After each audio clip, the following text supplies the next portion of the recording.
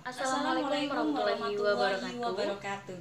Kami dari kelompok 5 ingin mempresentasikan hasil makalah kami yang berjudul tentang Hukum Etika dan Budaya di Media Cyber. Saya, Windy Nurlaila Buana Anggraini, saya akan menyampaikan beberapa materi yang telah kami siapkan.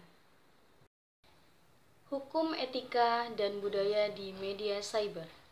Etika di media sosial layaknya interaksi di kehidupan nyata. Penggunaan internet, khususnya media sosial, juga memiliki aturan atau hukum dan etik. Contohnya yaitu di YouTube. Etika di internet atau netiquette berasal dari kata net atau jaringan atau network atau internet. Etika atau tata nilai yang diterapkan dalam komunikasi dunia cyber. Netiquette sebuah konvensi atau norma-norma yang secara filosofi digunakan sebagai panduan bagi aturan atau standar dalam proses komunikasi di internet, atau merupakan etika berinternet, sekaligus perilaku sosial yang berlaku di media online. Mengapa kita perlu beretika dalam internet? Yang pertama yaitu latar belakang maupun lingkungan pengguna media sosial yang heterogen dan berbeda-beda.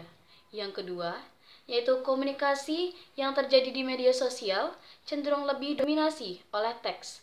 Teks memerlukan upaya pembentukan atau encoding maupun upaya penafsiran atau decoding, sehingga muncul ikon, emosi atau emoticon untuk mengurangi kesalahpahaman. Selanjutnya ada copy, paste, dan hak cipta di media sosial.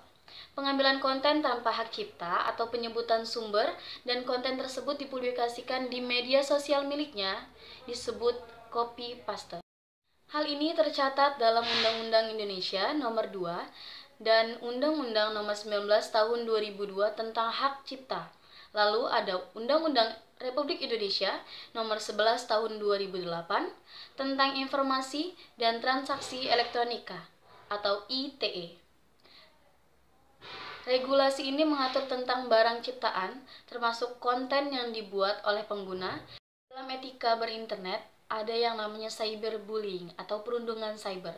Perundungan atau bullying merupakan tindakan negatif yang dilakukan oleh orang lain secara terus-menerus atau berulang, menyebabkan korban tak berdaya, terutama secara fisik maupun mental. Menurut Willard, Direktur Center for Safe and Responsible Internet Use di Amerika, mendefinisikan perundung cyber sebagai pembuatan fitnah, penghinaan, diskriminasi, pengungkapan informasi atau konten yang bersifat privasi dengan maksud mempermalukan atau komentar yang menghina, menyinggung secara vulgar. Baiklah, sekian presentasi dari saya. Materi selanjutnya akan dilanjutkan oleh rekan saya, Yunita Listia Sandi. Kepadanya disilahkan. Saya Yunita Listia Sandi akan melanjutkan materi tentang budaya cyber dan juga budaya populer. Yang pertama adalah budaya cyber. Budaya cyber atau cyberculture secara sederhana melihat bagaimana budaya itu berada di ruang cyber. Yang pertama ada pikiran dan akal budi. Yang kedua ada adat istiadat. Yang ketiga sesuatu mengenai kebudayaan yang sudah berkembang atau beradab atau maju. Yang keempat sesuatu yang sudah menjadi kebiasaan yang sudah sukar diubah. Lalu ada berbagai perseptif tentang budaya. Yang pertama adalah budaya dalam pendekatan etnografi diartikan sebagai konstruksi sosial maupun historis. Yang kedua perseptif psikologi, mengartikan budaya sebagai interaksi antar manusia yang melibatkan pola-pola tertentu sebagai anggota kelompok. Yang ketiga ada perspektif semiotika atau budaya adalah sekumpulan praktik sosial yang melalui makna diproduksi. Lalu selanjutnya ada budaya cyberculture dimaknai sebagai praktik sosial maupun nilai-nilai dari komunikasi dan interaksi antar pengguna sosial yang muncul di ruang cyber dari hubungan antar manusia dan teknologi. Budaya populer di media sosial. Ekspresi visual dalam meme. Istilah meme merupakan istilah diperkenalkan oleh Richard Dawkins pada 1979, menegaskan bahwa meme merupakan bagian dari budaya. Kadang sebuah lelucon yang muncul di internet dan transmisi secara online.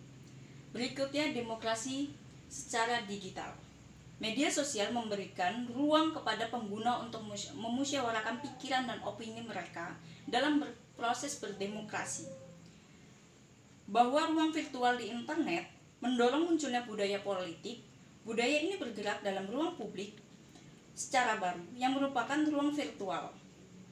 Virtual spirit sebagai medium di dunia online yang mendorong adanya demokrasi. Ya, mungkin itu saja yang saya bisa jelaskan di bagian budaya sosial dan budaya cyber. Sekian presentasi dari kelompok 5. Kurang lebihnya kami mohon maaf apabila ada salah kata-kata, dan kepada Allah kami mohon ampun. Kami akhiri. Wassalamualaikum warahmatullahi wabarakatuh.